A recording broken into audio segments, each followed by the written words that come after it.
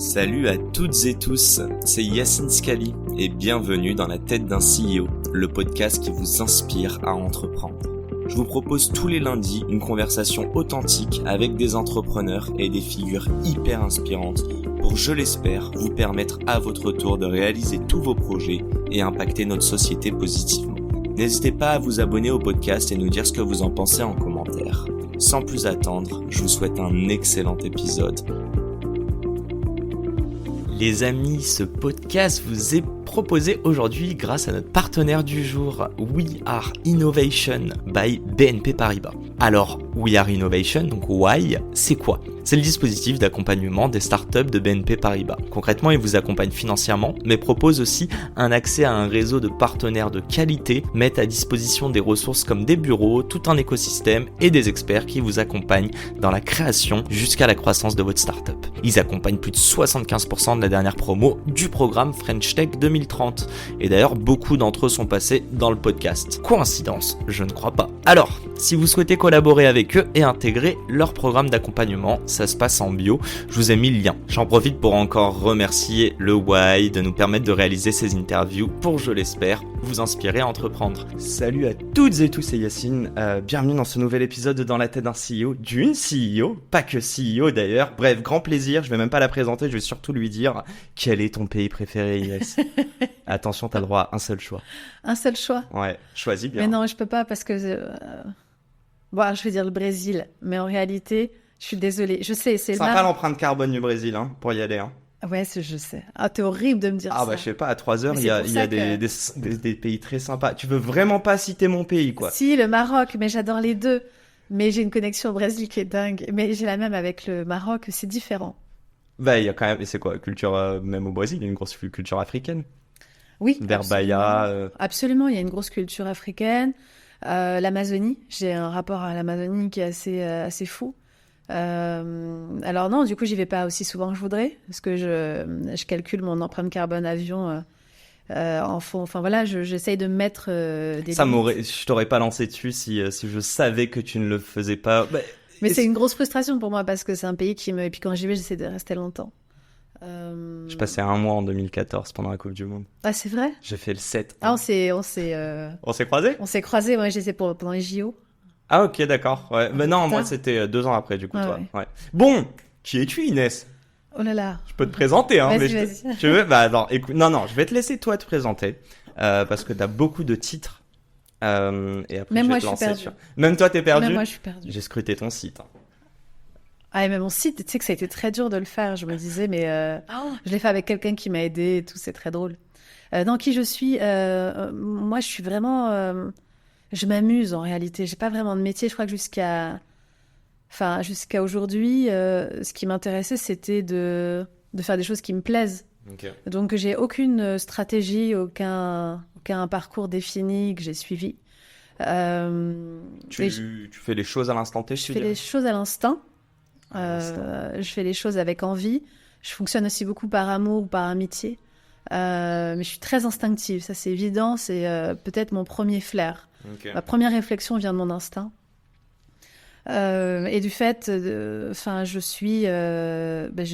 préside une ONG que j'ai fondée il y a 7 ans, qui s'appelle Digital for the Planet, qui aujourd'hui est une instance internationale qui déploie des formats éducatifs à la jeunesse sur les enjeux du numérique, sur le plan environnemental, sociétal, cognitif. Donc c'est beaucoup de plaisir parce que c'est un vivier de savoir, de connaissances en permanence. Je rencontre plein de gens passionnants. Je travaille avec des personnalités brillantissimes. Et ça, c'est... 2017, c'est ça ? C'est ça. C'est ta première structure ? Non, en réalité, c'est la première chose qui vraiment a tenu. Parce qu'en réalité... Parce que t'as dit, tu dis quoi ? Tu dis, j'ai eu des succès, mais j'ai aussi plein d'échecs dont je parle dans mes conférences, si vous voulez. Ouais, c'est vrai. On va en parler. Ouais, non, c'est vrai. J'ai créé peut-être... je pense que sur 10 projets, j'en ai 3 qui ont marché et pour lesquels j'ai été un peu reconnue. Mais en vérité, j'ai beaucoup plus d'échecs que de réussites. Mais c'est quelque chose mais qui me plaît, parce que j'ai beaucoup appris de ces échecs-là. Non, voilà, j'ai fait ça. J'ai une société aussi, j'ai une agence dans la RSE, la communication et la culture. Donc en fait, on accompagne les entreprises à mieux communiquer et à mieux développer leur stratégie via la culture, avec un fort accent sur les enjeux de la responsabilité sociétale et environnementale. Okay. Ça a l'air comme ça très de niche, ça l'est, mais en réalité, on a des beaux budgets parce qu'on fait des missions très longues pour des gros institutionnels, des entreprises du CAC 40, du SBF 120, des belles affaires familiales qui ont plusieurs siècles. Okay. Donc on a des belles maisons qui nous demandent de les accompagner. Je cite parmi les plus belles maisons de luxe qui sont parmi nos clients. Donc ça, c'est royal. On s'amuse avec des beaux produits et on a des moyens de définir des belles stratégies, des belles actions qui prennent du temps. Donc on s'amuse beaucoup, voilà. Okay. J'ai une associée dans cette affaire. Juste là-dessus, oui. T'as eu des mauvaises surprises? Via l'agence? Ah ouais, pas via l'agence, mais chez tes clients, typiquement, tu vas rendre compte que c'est pire que ce que tu pensais. Alors, pas tant que ça, parce que en réalité, j'ai quand même maintenant une petite quinzaine d'années d'expérience. Je sais à quoi ressemble l'intérieur d'une entreprise, la cuisine interne. Il y a des taches parfois de tomates qui sont là depuis longtemps. Il y a la marmite qui n'a pas été lavée. Enfin, on sait, on a toutes et tous les mêmes cuisines quand on fait... Quand on gère une entreprise, il y a toujours des choses qui vont pas, qu'il faut nettoyer, qu'il faut rafistoler, réparer ou créer. Donc, j'ai pas trop de jugement là-dessus. Et par ailleurs, je pense que si il y avait pas de problème, on n'aurait pas besoin de gens comme nous. Okay. Donc, il faut surtout pas avoir de jugement pour une entreprise avec laquelle on travaille, parce que par définition, tu solutionnes. Oui, voilà. Quand on juge une entreprise, en réalité, on juge aussi les gens qui y travaillent. Et c'est pas ma philosophie. Okay. Non, par contre, parfois, tu as des belles surprises sur la posture des gens. La posture managériale. Et ça, c'est intéressant parce que quand on est prestataire de service... T'es experte, non? Comment? T'arrives sous une posture d'experte? Mais c'est ça qui est dingue, c'est que pourtant, j'ai une reconnaissance, je suis médiatisée, j'ai une posture de spécialiste, j'ai écrit un livre économique et environnemental, et donc je bénéficie de beaucoup d'égards. Quand j'arrive dans une entreprise... je ne suis pas n'importe quel prestataire, je suis Inès Lonarduzzi. Et malgré ça, parfois on est malmené. Ah ouais? Ouais, okay. Et parfois je me dis, mais comment ça se passe avec les autres? Et donc je parle beaucoup avec mes consoeurs, mes confrères dans d'autres agences, dans d'autres entreprises, et on se fait beaucoup de briefings, on s'auto-forme, on s'entraide sur des retours d'expérience et des techniques qui ont marché ou qui n'ont pas marché. Mais c'est rare, mais il y a des entreprises qui traitent pas bien leurs prestataires. Et souvent, quand on est prestataire, on est en bout de chaîne. Il y en a beaucoup, des entreprises qui traitent pas bien. Il y en a beaucoup. Et ça, c'est un vrai sujet parce qu'on est déjà, ça en dit long sur la manière dont ils peuvent se comporter avec leurs salariés. J'allais dire, c'est que de l'humain. Hein, c'est que de l'humain, exactement. Et donc, quand on est en bout de chaîne, t'es un peu celle qui compte pour du beurre. Et s'il y a un problème, c'est toi le fautif. T'es à leur dispo? T'as ce sentiment-là en tant que presta? Moi, j'aime bien. Je me suis positionnée sur un segment luxe, ce qui veut aussi dire que je suis pas donnée. Je pratique pas des prix exorbitants, mais je ne suis pas chère. C'est pas vrai. C'est combien de missions? Tu peux parler de chiffres ou pas? Je peux, mais là, ça a pas de sens parce que ça dépend le temps passé. J'allais dire, ça dure combien de temps une mission déjà? Ça peut durer 2 semaines comme 2 ans. Ah ok, d'accord. Donc c'est vraiment. En général, on a des missions qui font au moins 6 mois. Ok. On a quelques missions de 3 mois, de 2 mois, mais c'est rare. Nous, on va vraiment chercher des clients qui sont récurrents et qui nous prennent sur des missions longues, ce qui permet de pérenniser une entreprise, une jeune agence, où tu as besoin de salarier rapidement des gens, etc. Donc, il te faut de la récurrence. Donc, notre stratégie, c'est surtout d'aller sur des entreprises qu'on la charpente, la solidité pour nous garder longtemps. Ok. Donc, tu veux pas nous dire combien? Mais non, si, mais il faudrait que j'ai un... Bon, c'est un bon business, le conseil, ou pas? C'est un bon business. Faut aimer les gens. Oui, non, ça c'est une certitude. Et on dit qu'on bosse beaucoup, mais on gagne bien sa vie. On gagne bien sa vie. C'est important pour moi de bien gagner ma vie. On va parler ça. Ça c'est certain. Je fais rien qui soit peu rémunérateur. Ou alors, c'est dans ma partie et ma casquette associative que j'ai beaucoup faite sur l'ONG que j'ai développée, j'ai jamais pris 1 euro de salaire. C'est quelque chose que je fais parce que c'est important pour moi en tant que citoyenne. Ça n'empêche pas de payer une équipe. Ok. Alors attends. Ouais, parce que là on part dans tous les sens. Beaucoup de sujets. Bon. Je t'ai dit, tu m'as dit présente-toi. J'ai dit présente-moi toi. Tu m'as dit non toi. J'ai dit t'es. Tu l'as pas dit, mais... T'es prévenu. Donc, tu l'as dit, en 2021, t'as écrit un essai. Là, t'es en train de réaliser un documentaire. Exactement. Attends, je vais pas spoiler des trucs. Qu'est-ce que t'es en train de... Non, mais parce que je sais pas. Tu m'as dit un truc avant, on peut le dire? Oui, vas-y. Ok, donc il y a aussi, tu m'as dit une série plus une BD? Un dessin animé. Un dessin animé, c'est ça. Enfin, un film d'animation. Ok, donc un film d'animation. Ok, oui. La question est assez simple. Elle ressemble à quoi tes journées? Aujourd'hui, on trahit un peu, mais on est chez toi. T'as des bureaux ou pas? Ouais, j'ai des bureaux. Ok. Tu y es combien de temps par semaine? Des bureaux. Je crois que j'y passe un peu tous les jours comme ça pour faire des réunions. Je travaille aussi chez mes clients. Ok. J'ai aussi des petites crèches dans des clubs type We Are, So House. Voilà, j'aime bien passer du temps là-bas. Mais après, le plus clair de mon temps, je suis chez moi. Parce que pour travailler, j'ai besoin de 2 choses, de lumière et de silence. Très bien éclairé. Et ouais, c'est bien sonorisé ici? Non, c'est un immeuble des années 70. Ah oui, donc non, pas top. Okay. Non, c'est pas fou, mais après, l'immeuble est très calme. Puis t'as une belle dévialée derrière qui t'ambiance. J'ai une dévialée pour m'ambiancer quand je me prépare à travailler. Voilà. Je confirme, je suis arrivé ce matin et il y avait du bon son. J'ai lu un truc sur ta bio. T'as dit je m'interdis de me spécialiser. Et avant ça, j'ai adoré cette phrase. Tu t'es présenté comme... Attends, je vais le retrouver. Merde. Non, je suis en train de perdre. Mais non, t'inquiète pas, tu vas le retrouver. Attends, nanana. En gros, merde, je sais plus comment le dire, mais ah si, voilà. Tu es une analyste sensible au monde. Ah, mais ça, c'est dans ma bio Instagram. Pardon. Ouais, et après un mix avec ton... Bon, j'ai fait mes devoirs. Je vois Analyse, sensibilité. Après, on parlera du monde. Mais ces 2 mots-là, ils sont archi importants. En tout cas, pour moi, j'aimerais comprendre pourquoi pour toi, ils sont importants. Est-ce que tu es quelqu'un de sensible? Ah, mais je suis ultra sensible. Et c'est quoi l'analyse, en fait? Est-ce que c'est pas éprouvant d'analyser parfois? Si, en fait, tu te reposes. Ton cerveau se repose jamais et tu as une espèce de posture de crabe où tu es dans une posture latérale en marge, où tu avances sur le côté pour essayer d'avoir une vision le plus large possible. Tu vois, avec les yeux du crabe qui est tout le temps en alerte. 180, oui. Donc ça, c'est très moi. Je suis balance ascendant cancer. Alors ça, j'ai pas la ref, mais ok. Ceux qui l'ont comprendront. Dans de la personnalité, il y a quoi comme trait? Je sais pas si t'as fait des tests, des choses comme ça. Non, je suis pas hyper calée, mais en tout cas, pour rester sur l'analyse, j'ai une posture de crabe. Et je suis tout le temps en alerte. Mes antennes sont toujours en l'air, ce qui aussi provoque parfois une surintellectualisation de tout. J'ai une thérapeute qui est merveilleuse, qui ne surintellectualisez pas tout, Inès, voilà, me dirait-elle. Et comment tu fais ça? Pour pas surintellectualiser. Comment tu dis stop à ton cerveau et à tes pensées? Je dessine. Ok. Je dessine beaucoup. J'écris, je lis.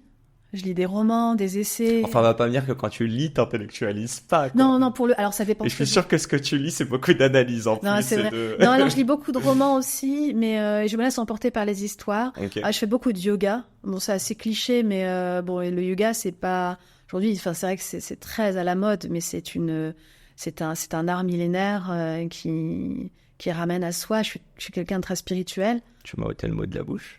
Non, c'est important pour moi la spiritualité. J'ai pas de dogme. Okay. Je suis pas trop dans le tant dans le religieux que dans le spirituel, ce qui est pour moi 2 choses différentes. Mais voilà, la marche pour moi est très méditative, donc je peux vraiment me balader dans Paris sans but, sans direction, me perdre. J'adore. D'ailleurs, quand je voyage, je ne peux pas faire un voyage décent, digne de ce nom, sans avoir pris 2, 3, 4 heures, 5 heures de balade sans plan. Seul. Okay. Parce qu'il faut me suivre. Famille, hein. Il faut accepter que... Oui, c'est vrai, mais il faut accepter aussi que on va se balader sans savoir ni où on va, ni qui on va rencontrer, ni à quelle heure on rentre. Et c'est quelque chose de très personnel, très intime. Donc j'ai un chéri qui se prête beaucoup à cet exercice, qui aime bien et qui me suit parfois. T'es à l'aise dans le silence? Très. Mais c'est pour ça, je vais pas parler.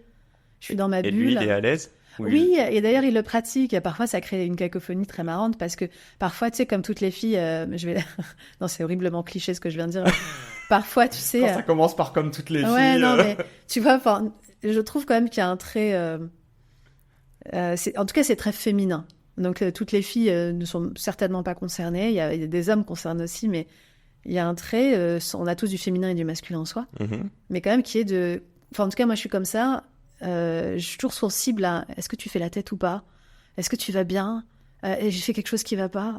Ouais, mais c'est par rapport à lui ou la personne en face de toi, ou c'est par rapport à ce que lui te renvoie par rapport à toi ? Avec l'âge, j'apprends à plus le faire avec tout le monde. Mais petite, c'était l'enfer. Jeune, n'importe qui à côté de moi était un peu enfermé dans sa bulle.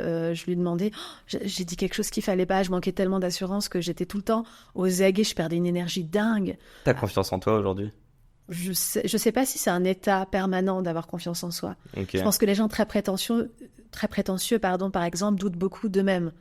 Quand moi, je vois des gens arrogants, quand le monde voit des gens arrogants, moi, je vois quelqu'un de touchant, en réalité. Je vois ce que tu veux dire. Fragile.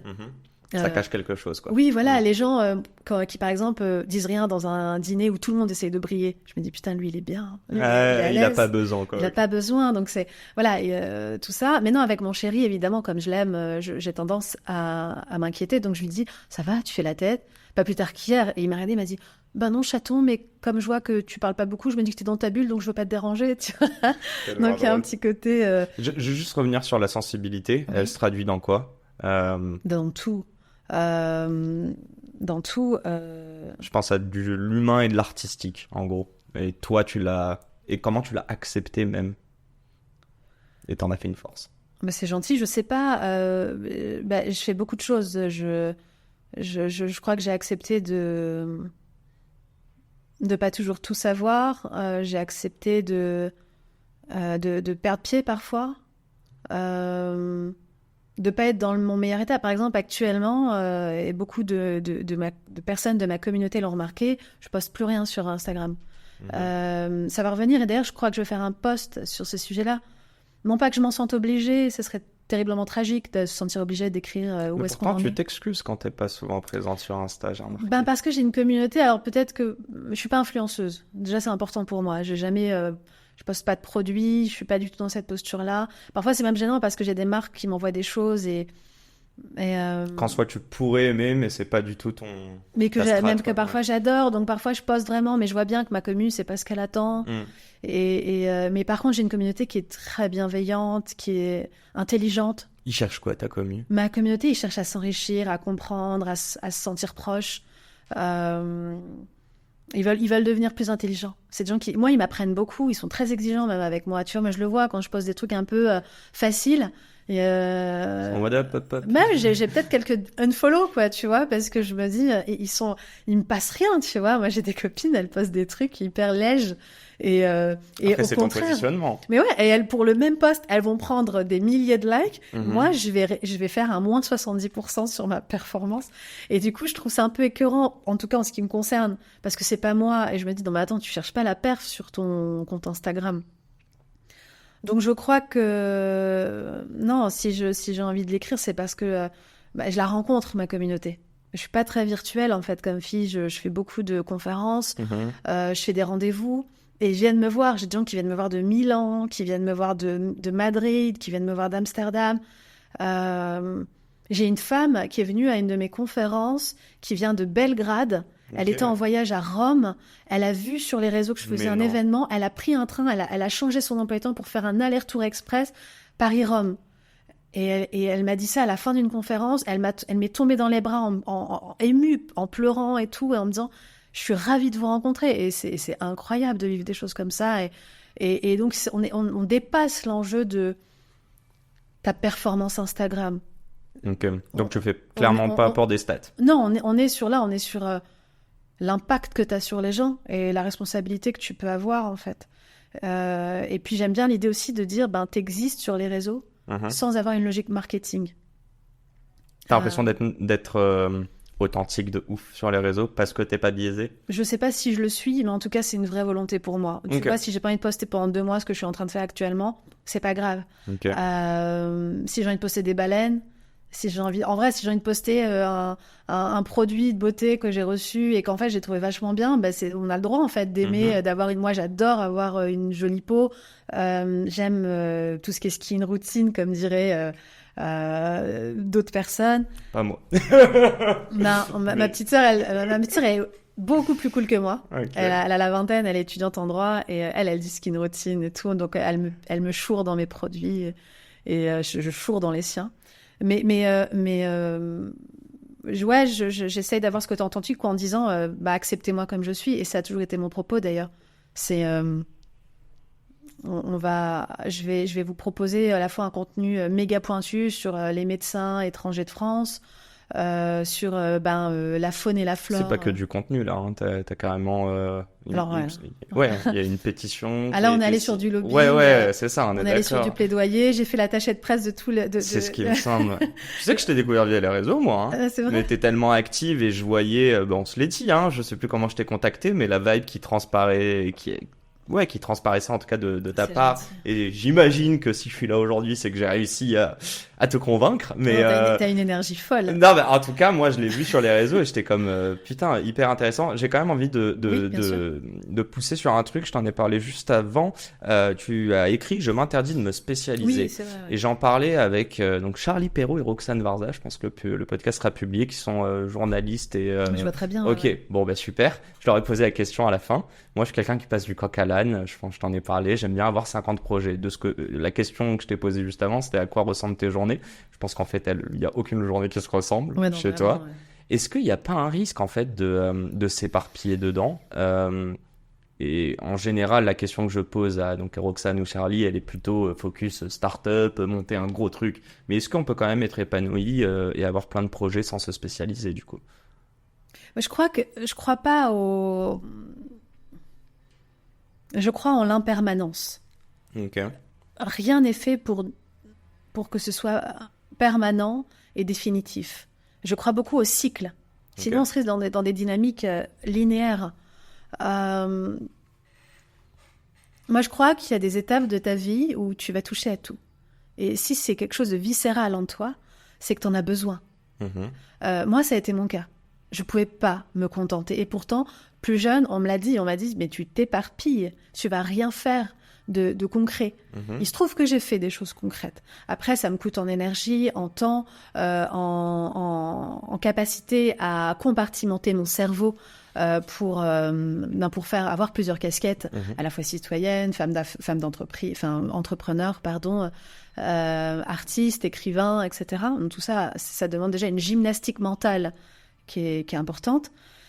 Par exemple, là, je suis en train de changer de peau, en fait. En live pendant qu'on est en train de parler, là? Ouais, en live. Non, mais depuis quelques temps. C'est aussi pour ça, peut-être, que je poste moins. Okay. Je suis en train de me poser des vraies questions. Et c'est aussi ça que je dois aux personnes qui t'écoutent ou qui te lisent. C'est des personnes... Pardon, je suis désolée, je me gratte le cheveu. Vas-y, je t'en prie. Ouais, mais... Donc là, par exemple, actuellement, je pense que je suis en train de passer à une autre étape de ma vie. C'est vraiment comme, si on parle sur le plan très naturel, je dirais que je change de peau. C'est que je cherche plutôt à m'ancrer durablement dans quelque chose. Je suis plus dans une étape où j'ai envie d'être partout en même temps. Okay. J'aimerais reconsolider autour de une ou deux activités, ce qui est déjà pour moi... qui serait quoi, du coup? Je pense que j'ai envie de continuer à accompagner les entreprises et à écrire. Mais pourtant, tu es en train de bosser sur un documentaire, une série... C'est d'écriture, tout ça. Ah oui, ok, donc t'englobes ça dedans. Ok, ouais, en fait, il y a un côté très artistique, il y a un côté voilà. très humain / business. Oui, voilà, tout à fait. / business, parce que d'abord, j'adore ça, j'adore ce que je fais, j'aime travailler avec mes clients. C'est toujours une source c'est challengeant au quotidien. Tu te rends compte, je suis consultante. Ça veut dire qu'on vient me voir pour avoir des réponses. Y a une posture qui doit être à la fois... ça va ? Ouais, non, très bien. Je regarde ce qui se passe autour. Je check mon matos, t'inquiète. Non, il y a une posture qui doit être une posture d'humilité et à la fois de connaissance et d'exactitude. Et puis aussi parce que les métiers d'écrivain, de scénariste, de réalisateur sont des métiers bourgeois. Des métiers bourgeois où tu ne gagnes pas d'argent tout de suite. Par exemple, dans le cadre d'un film, et seulement s'il marche, tu commences à cash outer 2, 3, 4 ans après. Okay. Après le début du projet. quand tu as commencé à écrire. Pareil pour un livre en réalité, ça rémunère très mal. Hein. T'es pas rémunéré, par exemple, sur tes travaux d'écriture ? Si, mais très peu par rapport à ce que je peux gagner quand je donne une conférence ou quand j'ai un contrat avec une entreprise en tant que consultante. C'est ridicule. Tu le fais même pas, tu le fais vraiment pour la beauté du geste. Je suis professeure à Sciences Po aussi. C'est pareil, ce sont des métiers où moi j'ai pas un temps plein, mais ce sont des métiers que tu fais aussi parce que c'est très beau de le faire. Mais est-ce que c'est pas je veux t'embêter en fait dans tout ça, est-ce qu'il n'y a pas de l'égoïsme ? Et je m'explique, est-ce que aller rencontrer des étudiants à Sciences Po aussi bien que faire une série, un film animé, ouais c'est ça, et aussi une série je crois. Ouais, plein de choses. Et un bouquin, enfin bref, est-ce que c'est pas vertueux ? Est-ce que tout ne sert pas et enrichit la réflexion là-dessus ? Et je vais aller plus loin.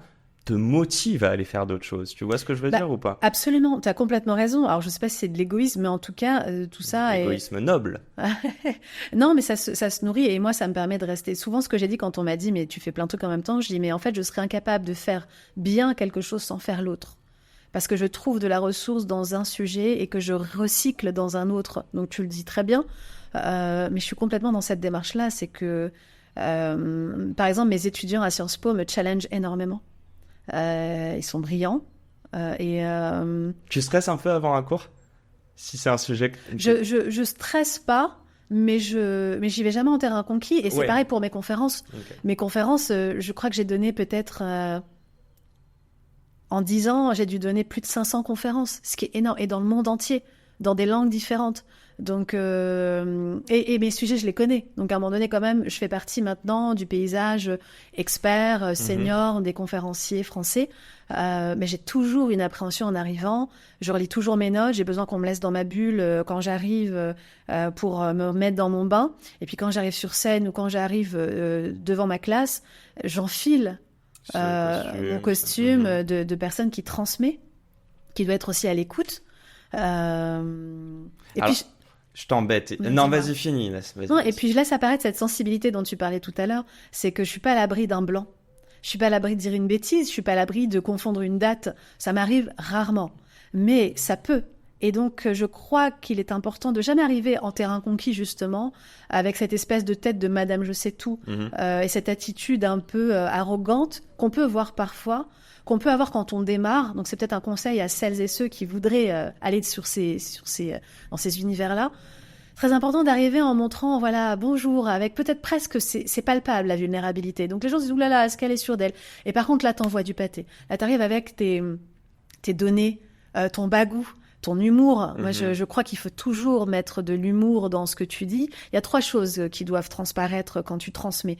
Il y a à la fois l'énergie. Faut que tu fasses rire les gens à un moment donné, ou les faire sourire au minimum. Et il y a... Donc l'émotion. Je dirais oui, l'émotion, et on pourrait le traduire aussi par un mot très anglais qui est fatigant, mais bon, qui traduit bien, c'est l'empowerment. Les gens doivent se sentir capables, pousser des ailes, avoir envie de faire des choses après. C'est pas Louise Aubry qui te contredira, je crois. Ah non, je pense qu'elle est en plein dedans. Bah non, mais elle a son podcast In Power. Mais voilà, tout à fait, voilà. Mais elle a bien fait. C'est un mot que tout le monde comprend et je crois qu'il est un mot très important. Et le troisième, c'est l'education, donc le knowledge, la connaissance, la capacité à transmettre des faits, des chiffres exacts, d'apporter du contenu sourcé. Tu peux pas juste arriver avec ton bagou, des idées comme ça à la volée, l'intuition du moment. Il faut quand même, et ça c'est très, je dirais académique. On est vraiment sur sache de quoi tu parles. T'étais forte à l'école ?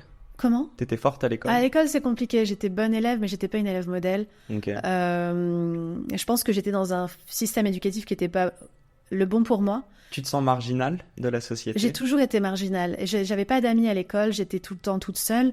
Bon, je jump dessus, je suis obligé. C'est ma question depuis tout à l'heure. Juste après, on va parler d'éducation. Je pense que c'est un truc qui, toi, t'anime énormément. Et j'ai vraiment envie d'en parler. Je dis ça parce que le temps file. À quel moment t'as réussi à t'accepter, à accepter que t'allais pas rentrer dans un moule et du coup, à me raconter tout ce que tu me racontes là depuis le début du podcast avec plutôt de l'engouement et de manière positive. Quand est-ce que tu t'es découverte ? Je pense Je pense vraiment que je me découvre vraiment au fil du temps. J'ai pas fini de me découvrir et c'est assez fascinant. Je trouve que c'est... faut pas se dire, oh, la réponse... Il n'y a pas de moment où... Il y a un déclic, oui, je l'ai eu, je pense que je l'ai eu vers 16 ans. Ok. Vers 16 ans. Tu peux nous dire un peu pourquoi ou bof, c'est perso? J'ai pas grandi dans une famille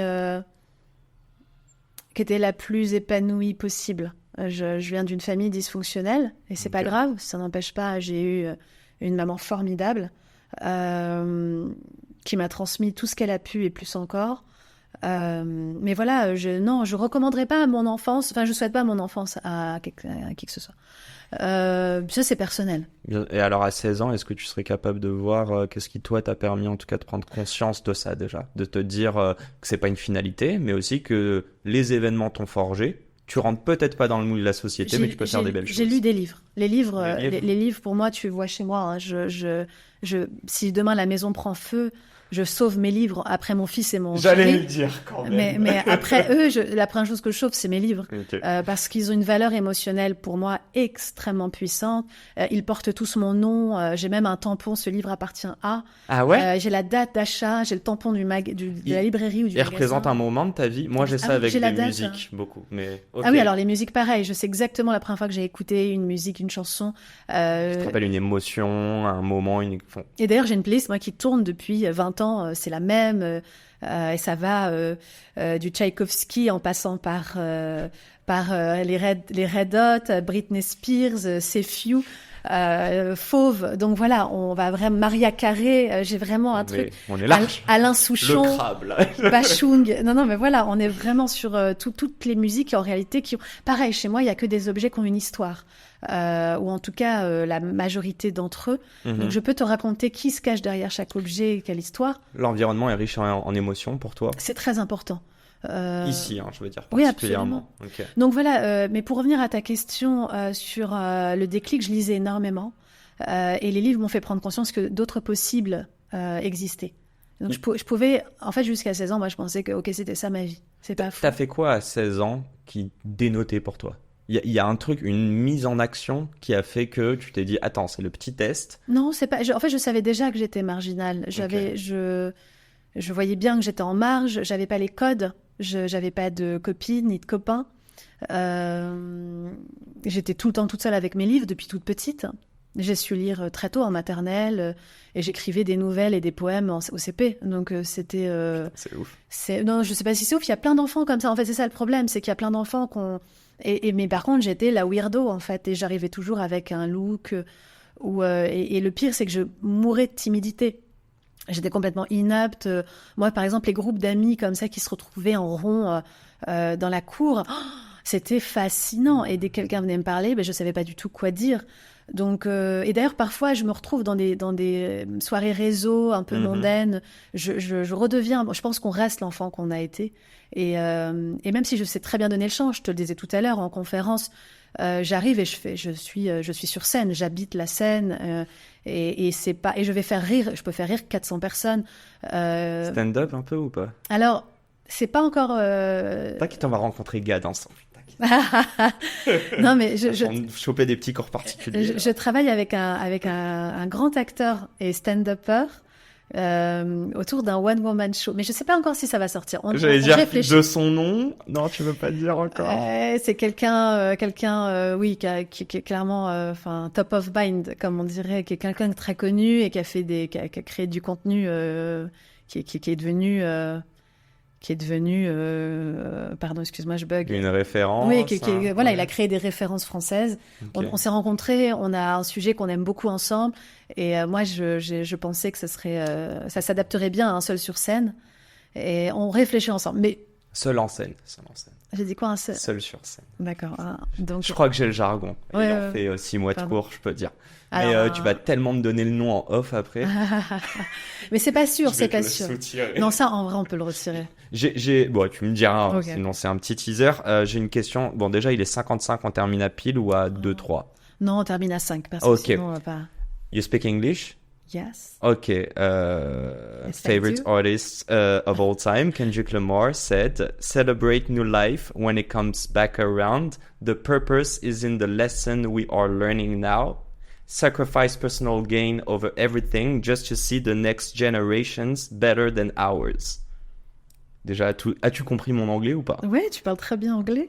Thanks, mom. Enfin, dédicace à mom plutôt. Je pense qu'on parle d'éducation et de retransmettre.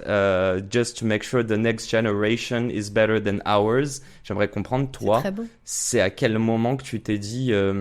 Et encore une fois, je veux le marteler, il y a de l'égoïsme dedans. C'est-à-dire que tu prends de la valeur en te disant « je retransmets ». À quel moment tu as eu cette envie de retransmettre à des gens alors que ces mêmes gens ne t'ont pas entouré ou ne t'ont peut-être pas accepté quand tu étais plus jeune? Ah, j'ai pas cette... Tu fais pas ce parallèle? Non, pas du tout. En fait, déjà, j'en veux à personne. J'ai pas de revanche à prendre. Au contraire, ça nourrit une énergie de faire différemment, Déjà, j'ai beaucoup de gens qui sont revenus de la petite enfance. Ah ouais? Ouais, qui m'ont écrit, qui m'ont parfois présenté des excuses. Moi, j'ai été bully, hein, donc j'ai vraiment été harcelée. J'ai été parfois agressée physiquement. Et j'ai une des personnes qui était à l'origine de ça, qui m'a écrit en me disant il n'y a pas une journée que je pense pas à toi. Mes enfants aujourd'hui sont à l'école. Mon fils s'est fait harceler. Je ne peux que te revoir. Je me rappelle les horreurs qu'on te faisait subir. Et je voulais te demander pardon. Et Tu évidemment, ressens quoi quand on me dit ça? c'est bouleversant parce que déjà, il y a plein de gens qui ont été malmenés et qui ne recevront jamais d'excuses. Et ça, Parce qu'il faut du courage pour faire des excuses. et voilà, aussi. il faut du courage, il faut avoir la capacité de remise en question, d'accepter qu'on n'est pas parfait, qu'on a fait des choses qui parfois seront jamais réparables. Il se trouve que dans mon cas, ça l'était. Parce que j'ai trouvé du ressort et du ciment ailleurs, hein. J'ai trouvé les arts, en fait. Moi, les arts, ça m'a comblé. Parenthèse là-dessus, enfin, parlons d'art. Je sais pas mettre de mots dessus, mais est-ce que c'est pas plus puissant que même un talk? Quand je dis l'art, ça peut être un bouquin, ça peut être de la musique. Est-ce que à travers un truc caché, on n'arrive pas à mieux retransmettre des messages? Ah, mais moi, je crois que l'art nous rend plus intelligents. Et d'ailleurs, aujourd'hui, la littérature scientifique le valide et le prouve. Ok. On sait on déploie son empathie au contact d'œuvres d'art, par exemple. Donc l'émotion. La musique est un vecteur de sentiments, de ressentis intérieurs fou qui met en lumière des ombres en soi et donc des découvertes à son sujet qui nous permet d'être un meilleur être humain avec la société. Moi, je me méfie beaucoup des gens qui n'ont pas de livre chez eux. Des gens qui Je vais me faire l'avocat du diable. Hein. Je sais ce que tu vas me dire. De quoi? Qu'est-ce que je vais dire? Mais tu vas me dire que c'est aussi un sujet de posture sociale. Pas forcément, mais ce que je veux dire, c'est que moi, mes parents plus jeunes ont voulu me payer pour que je lise. Quand je te dis me payer, c'est que je suis arrivé en CE1, j'arrivais pas à bien lire, Ok, tu vois. d'accord. Et je suis plutôt bon en cours, hein. Enfin, j'ai toujours été bon parce que ils sont académiques, mes parents. Depuis tout petit, j'ai développé ce truc de me dire, je ne veux pas lire. Et en fait, sans m'en rendre compte, j'ai développé plein de manières de me cultiver Mais c'est merveilleux. sans lire. Ouais, mais aujourd'hui, j'ai ce blocage qui me dit que, alors que je lis énormément, mais pour le taf, tu vois, Ouais.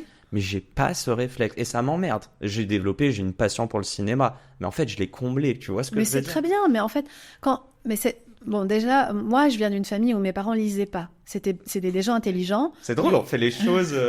Moi, c'était un trauma, en fait. Ok. Il n'y avait pas de livre à la maison. Donc, heureusement, par contre, ma mère m'en achetait et elle a bien vu que c'était quelque chose d'important pour moi. Donc, j'avais zéro sujet, il y avait zéro question sur le fait d'acheter des livres. Ok. Mais j'ai jamais vu mes parents lire un livre. C'était des commerçants, des gens très courageux qui se levaient tôt, qui rentraient tard. Mais c'était pas un sujet. La culture, nous, c'était l'écran plat du salon. On regardait la Starac, la Nouvelle Star. Et c'était ça la culture. Et c'est génial. Et c'est des origines sociales, intellectuelles, moi, qui me sont chères. Maintenant, par rapport à ce que tu dis, quand je dis je me méfie des gens qui n'ont pas de livre chez eux, il faut le prendre avec beaucoup de recul, cette phrase. Ça ne veut pas dire que j'en fais des gens méchants et que j'ai peur d'eux, mais ça veut simplement dire que forcément, ça induit. Quand je dis pas de livre, ça peut être pas d'aller jamais au cinéma, d'aller jamais voir des expos. Ceux qui n'ont pas d'intérêt pour de la culture. Pour la culture en général. Le livre cache la culture. Bien sûr, dans même mon les expression. voyages, Absolument. Quelqu'un qui a jamais voyagé, je juge pas parce que je ne connais pas son histoire. Et parfois, les Mais livres... il passe à côté d'une richesse. Et c'est pas ça, c'est que je ne suis pas sûre qu'on soit câblé de la même manière et qu'on ait les mêmes canaux de communication et de compréhension des choses et donc la même vision du monde. Donc ça ne veut pas dire que je ne crée pas de relation avec cette personne-là. Mais par contre, je sais qu'elle a potentiellement une limite parce que la culture, quoi qu'il arrive, permet une émancipation de l'être que rien d'autre ne permet. C'est pour ça que je milite dans mes activités citoyennes pour une ouverture la plus large possible de la culture à tout le monde. Et il faut reconnaître qu'en France, on est quand même très bien lotis, même si on peut faire encore plein d'efforts. Mais pour avoir vécu dans d'autres pays, il faut aussi reconnaître que, et c'est ce qu'il faut préserver, parce qu'aujourd'hui c'est en péril, hein. On est en train justement de libéraliser, de privatiser énormément de choses, commencer par l'éducation nationale, qui se paupérise, l'hôpital public, la culture évidemment on va pas y couper, hein. On voit bien les coupes budgétaires affolantes qu'on a reçues là dans ce nouveau mandat. Donc pour moi c'est hyper important de militer pour l'accès à la plus belle des cultures, à la plus élitiste des cultures, au plus grand nombre, parce que je crois que c'est ce qui fait de nous des êtres humains de très haute qualité. Et surtout vu l'héritage qu'on a en France, et je parle pour toi comme pour encore moi, plus, mais qu'on a aussi notre double culture. Absolument. Je pense nous enrichit. On va très vite terminer. Je suis désolée. Mais non, tu rigoles. Tu m'as donné... En fait, je suis en mode merde, faut qu'on fasse un deuxième podcast. Mais c'est pas grave. On peut. Je l'ai déjà fait avec d'autres gens. Je veux parler de mimétisme. Oui. Je suis persuadé qu'on endosse le costume trop grand pour nous de personnes qu'on admire avant un jour, en fait, de se rendre compte que même si on fake, aujourd'hui on l'est. Je vais te donner un exemple. On ne devient pas adulte. On se prend pour un adulte, on boit des cafés, on a 15-16 ans, on n'aime pas ça. C'est tellement vrai. Et aujourd'hui, on boit un café tous les matins. Passons, j'aimerais savoir, est-ce qu'il y a une personne, parce que tu as tellement de casquettes que tu as accumulées au cours de ta vie, qui n'est clairement pas fini. Bref, là c'est très bizarre. Non, mais pour revenir, de qui t'as endossé le costume trop grand, sans presque y croire, mais tu t'es prêté au jeu? Ça peut être plusieurs personnes sur la même activité, hein, mais... non, en fait, j'ai eu très peu de rôle modèles parce que à notre époque, les filles biculturelles, on n'avait pas beaucoup. Ça, c'est peut-être un discours que tu recevras très souvent, que tu as certainement déjà reçu de la part de jeunes femmes biculturelles. Non, moi, c'était les filles, les femmes d'affaires en tailleur dans les téléfilms à la télé. Okay. Moi, je veux faire ça plus tard. Tu vois, je veux avoir ce niveau de confiance, ce niveau de pouvoir dans le sens mes décisions impactent mon environnement autour de moi. J'adorais. Tu sais, c'était Dr. Queen, femme médecin. Okay. Je la trouvais incroyable. Il y avait Ali McBeal. J'adorais Ali McBeal, mais encore une fois, tu vois, on est loin de mes représentations physiques à moi. Donc, est-ce que j'y avais le droit? C'était la grande question. Après, il y a eu plus tard, quand j'étais au lycée, Gisèle Halimi, Simone Veil. Donc, Gisèle Halimi, je vois pas.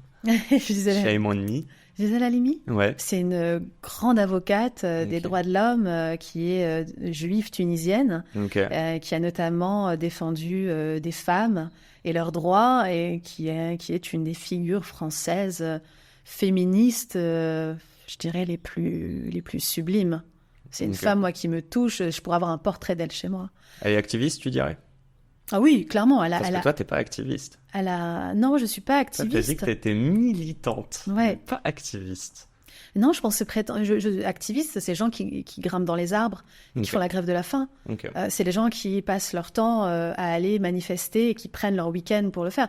Activistes, c'est ceux qui vont bloquer des routes, c'est ceux qui vont protéger les zones à défendre. C'est des gens qui mettent leur corps au service des causes.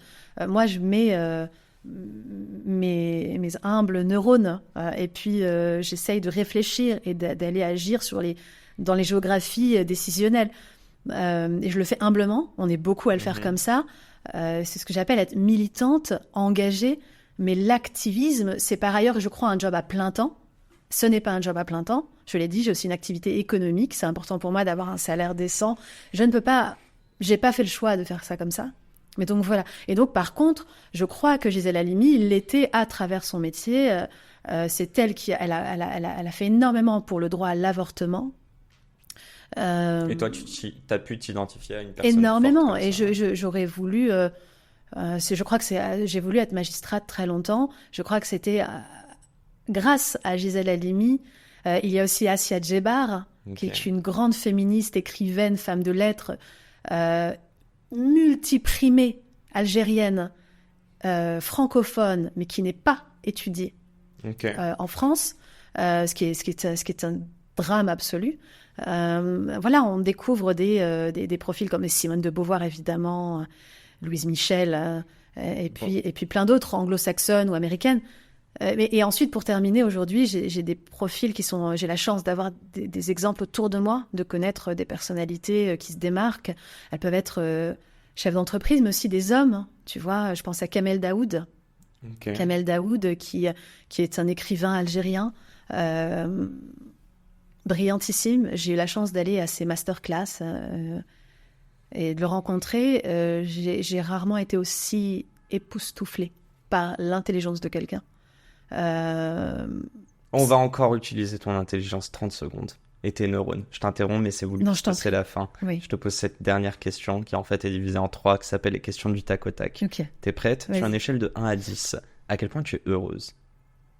Je dirais 8. Sur une échelle de 1 à 10, à quel point tu es riche? Je dirais 6,5. Sur une échelle de 1 à 10, à quel point, alors je vais dire ton job, mais tes jobs ou tes casquettes t'apportent du sens au quotidien? Ah, mais je dirais 7. Sur une échelle de 1 à 10, à quel point tes jobs et ces casquettes te demandent de l'effort au quotidien? Je dirais 11. Ok, et en général, je demande un petit peu si t'étais pas entrepreneur, qu'est-ce que tu ferais? Mais enfin, tu peux piocher dans les 5 autres casquettes que t'as, donc je vais te poser une dernière question qui est un peu bizarre, mais est-ce qu'aujourd'hui, t'as encore des choses à prouver? Et si oui, à qui? Moi, je dirais que oui, non, c'est une très bonne question. Oui, j'ai encore des choses à prouver à moi-même. À toi-même? Ouais. Et c'est quoi ce truc que tu as encore envie de te prouver? Ça, là, on a besoin d'une demi-heure, mais on l'a pas. Mais Tu doutes encore sur tes capacités, sur certaines choses que tu as envie de valider? Ah, bien sûr, bien sûr, j'ai envie de valider des capacités, des compétences. J'ai une soif en ce moment qui s'est démultipliée alors qu'elle est tout le temps là d'apprendre. En ce moment, je passe des certifications, tu sais, dans des universités en ligne. Donc, je passe mes soirées, mes week-ends. Ouais, je fais plein de MOOC, je passe des certificats. J'adore ça. Je lis des bouquins très spécialisés et j'apprends plein de choses. Donc, je suis une vraie boulimique du savoir. Et puis non, sur le plan existentiel et humain, j'ai encore des choses à me prouver. Je n'ai pas fini de me prouver que je suis une belle personne. Moi, les gens qui pensent... T'en doutes encore? Mais je pense que c'est, encore une fois, c'est comme, on en a parlé au début, la confiance en soi. C'est pas un état fini. Moi, je pense qu'on peut être très inspirant un jour et un gros con le lendemain. Je pense qu'on peut être très confiant un jour et complètement démoralisé et plus se sentir capable de rien. Moi, ça m'arrive tout le temps. Moi, je suis une chaîne de montagnes russes, enfin, comme dirait l'autre. Chaque jour, je ne sais pas comment. Ouais, je ne sais pas du tout comment je vais être cueillie le lendemain. C'est pour ça que j'ai beaucoup d'humilité vis-à-vis de l'avenir. Je ne prends rien pour acquis et surtout, j'apprends à vivre dans le présent. Mais tu dors sereinement? Ouais, ça va plutôt. Ouais, j'ai un bon sommeil. Bon, un grand merci Inès. Merci à toi Yacine. S'il y a bien un truc sur lequel je dois m'améliorer, c'est le timekeeper. Mais c'est pas grave. Non, ça c'est de moi. Moi aussi, j'ai des choses à me prouver à moi-même. Un grand merci, un grand merde à tous ceux qui nous écoutent. J'espère que ces minutes vous auront donné un boost de confiance. Et please, si vous voulez réentendre Inès, dites-le moi. On va la bombarder de messages sur les réseaux. Et on fera un deuxième podcast. Un grand merci Inès. Merci à toi Yacine. Belle journée. Ciao, ciao. Et c'est la fin de cet épisode. Si cet épisode vous a plu, n'hésitez pas à nous soutenir en nous mettant 5 étoiles sur les plateformes, en vous abonnant évidemment et en nous laissant des commentaires. Hâte de vous retrouver la semaine prochaine. Ciao!